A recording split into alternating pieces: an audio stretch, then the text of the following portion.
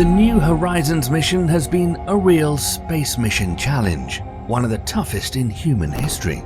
The probe reached Pluto and captured a view of the rock on the outskirts of our solar system that no one has ever seen before at such a close distance. Or maybe we're not the first to see it, because what New Horizons found has scientists questioning. Is Pluto just a frigid, lifeless rock, or could there be more to this dwarf planet? 8 years later, the data collected during the flyby is still being studied by the mission team, providing new, exciting discoveries and changing the way we look at the solar system. Is there really a hidden ocean of liquid water beneath Pluto's surface? What caused icy dunes across the planet's terrain? Learn about these fascinating things, about how the dwarf planet swaps material with its largest space neighbor, and more, as we take you on a journey to Pluto and see it like it's never been seen before.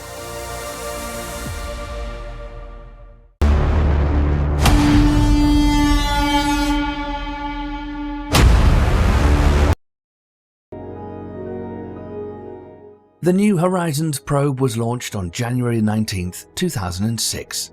The primary goal of the mission was to study Pluto, once dubbed the most distant planet of the solar system. Back then, it wasn't possible to get a close-up look at Pluto, and scientists were really interested to see what the surface of the dwarf planet looked like. Because Pluto is so far away from Earth, the mission team had to come up with clever tricks to speed up the probe's journey, because otherwise it would take the probe a really long time to get there. After launch from Earth, in just under 9 hours, the New Horizons probe passed the Moon's orbit.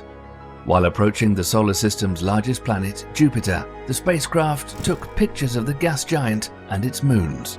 On Io, the probe caught the Tvashtar volcano in action, capturing a volcanic eruption that reached 200 miles into space. In 2007, the probe swung within 1.4 million miles of Jupiter and got a big gravity assist from the gas giant. This little maneuver massively reduced its time of arrival at Pluto from 14 to just 9 years. Although an 8-year-long voyage was still ahead, to make sure the probe's electronics stayed in good shape, scientists put the spacecraft into hibernation mode. At one point, when New Horizons was at a distance of about 3 billion miles away from Earth, the mission's team faced technical difficulties. Being that far away from the Sun, the 1,000-pound probe didn't receive much sunlight to produce sufficient power, which led to problems with communication. The situation worsened the further the spacecraft traveled, and by the time New Horizons probe approached the dwarf planet, its signal would take about 4.5 hours to reach our planet. Approximately 4 months before approaching Pluto, the spacecraft's cameras started revealing distinct features of the dwarf planet. From that moment on, the level of details in New Horizons images increased every week.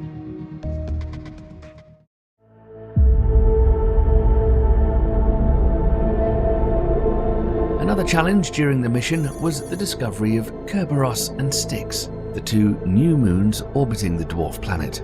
This meant there could be a lot more space rocks and dust around Pluto. Researchers had to figure out a way to avoid any potential problems if there was more debris near Pluto. The mission team had 2 backup options: to either use the antenna acting as a shield against the incoming particles, or to approach the dwarf planet closer than initially planned, where there might be less debris. Then, 10 days before the spacecraft's nearest approach, something unexpected happened. The New Horizons probe entered safe mode, and astronomers lost contact with the spacecraft. Luckily, it was just an overload on the computer, a problem with the spacecraft's command sequence. The team quickly regained control of the probe and decided to take a safety measure: retrieve a special set of data in case something goes wrong after the spacecraft turns away from Earth for its closest encounter with Pluto. The fail-safe batch of data contained images humanity would have missed forever were something terrible to happen and the safety measure hadn't been taken. Nobody would ever see this stunning image of Pluto with its famous heart-shaped spot. This compilation of images showing the dwarf planet from different angles, or Pluto's moon Charon in vibrant colors.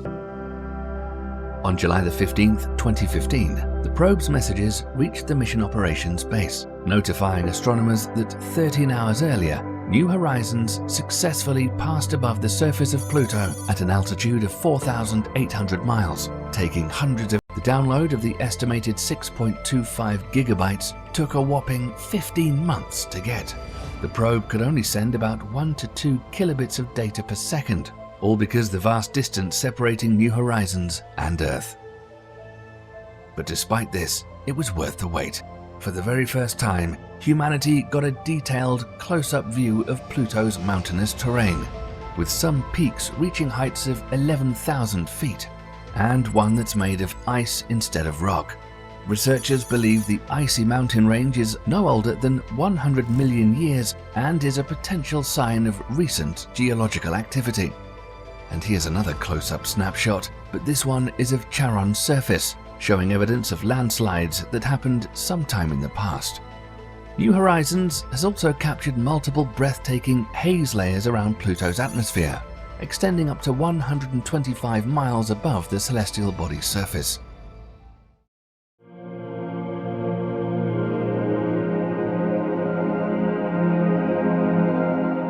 The hazes form when ultraviolet sunlight breaks down methane gas particles in Pluto's atmosphere.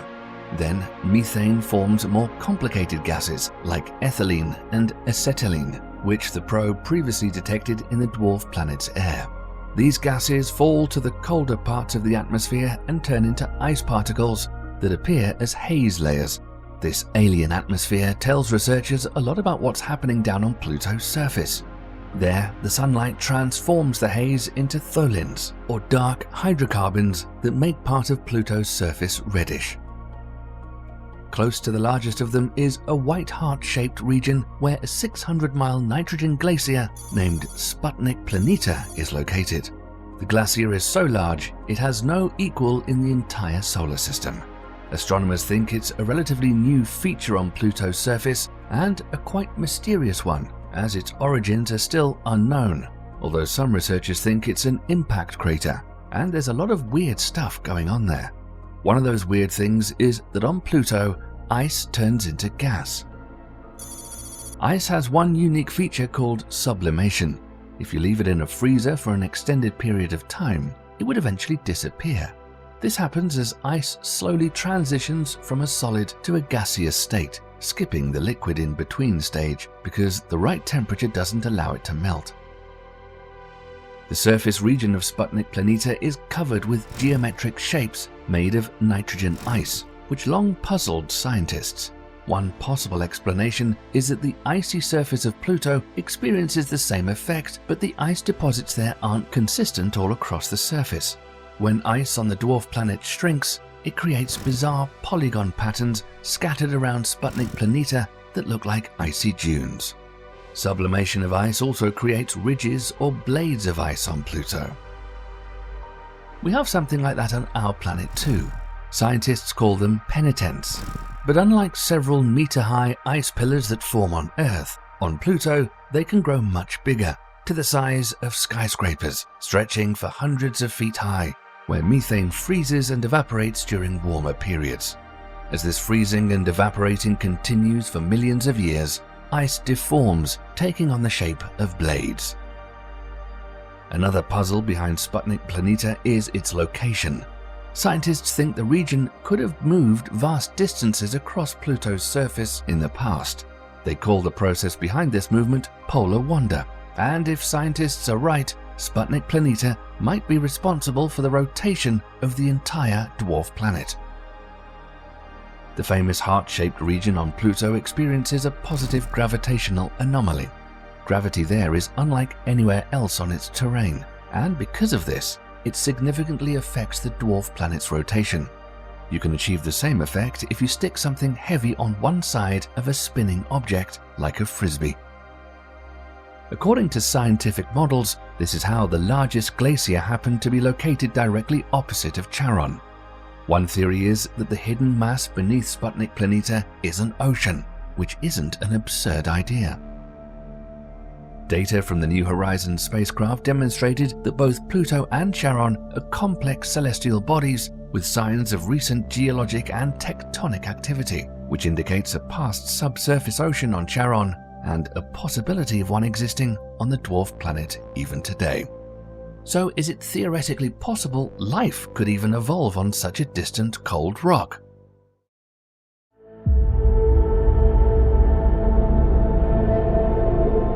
On Earth and the Moon, seismometers track waves generated by events like earthquakes. The speed at which these waves travel through different materials tells us about the composition and structure of the celestial object's interior or its inner layers. In a similar way, during an ultrasound medical examination, sound waves are used to create images of the inside of the human body. The waves bounce back differently depending on the density of tissues they encounter, which lets medical professionals see internal organs. However, on distant worlds where there are no seismometers, astronomers speculate on the layer composition based on the celestial object's density. They can then build models based on the most likely materials like rock and ice. In one of such models, scientists suggested that there's a hot, gooey asphalt layer beneath Pluto's surface. Initially, it was organic matter like carbon, which under extreme pressure and temperature can turn into a thick, tar-like substance.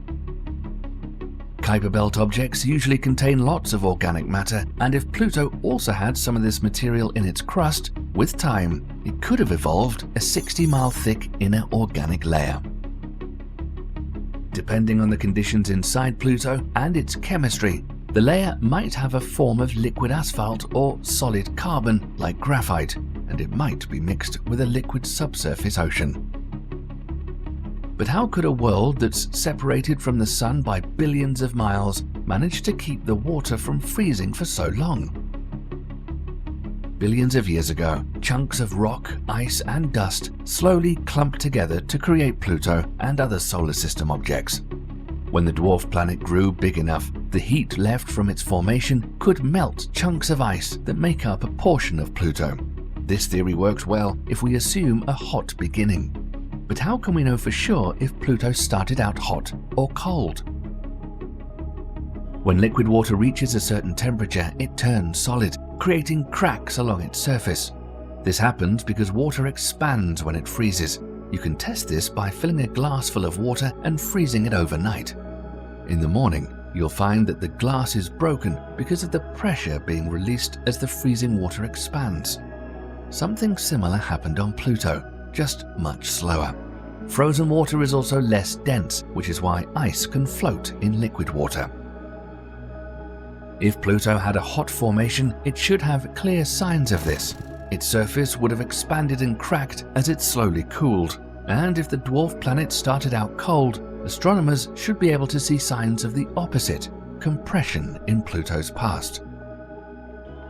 The New Horizons has shown scientists craters on Pluto that are nearly as old as our solar system, none of which are compressed. In one study, where researchers theorized there's an ocean below Sputnik Planeta, they suggested it could be filled with large amounts of ammonia. If that was found to be true, the subsurface ocean wouldn't be like liquid water, but rather syrupy. Ammonia within it would be colorless and have an intense, suffocating odor. But what's fascinating is that this chemical compound of nitrogen and hydrogen is one of the ingredients for life. And not just that, when ammonia comes in contact with water, it causes a chemical reaction and the molecules act as antifreeze, keeping that water warmer when it would have been otherwise. If other dwarf planets and large icy moons in our solar system began their journey like Pluto, Earth might not be the sole celestial body harboring a liquid ocean and potential life within. Our solar system could be a vast reservoir of water, both its inner and outer parts, with a variety of aquatic environments. In the scientific community, there's an idea that the evolution of life might be more favorable in a subsurface ocean than on the surface of a celestial body. Even if separated by billions of miles from the Sun, subsurface oceans could be warmed by geological processes, and life within them would be shielded from asteroid impacts and deadly radiation. Whether something like this is possible or not remains to be discovered in the future. During the probe's retreat from the dwarf planet, it made its final high-resolution images of Pluto and its mesmerizing haze. Overall, the spacecraft has made more than 200 scientific observations of the Pluto system, including its 5 moons. And right now, New Horizons is still wandering the Kuiper Belt after studying a binary trans-Neptunian object, a Rokoth. For decades to come, no other probe will discover this realm of icy celestial bodies. And who knows, perhaps it can surprise us with another mysterious finding in the near future. As technologies evolve, so does our understanding of the cosmic neighborhood. Do you believe we'll find that the solar system is full of liquid water and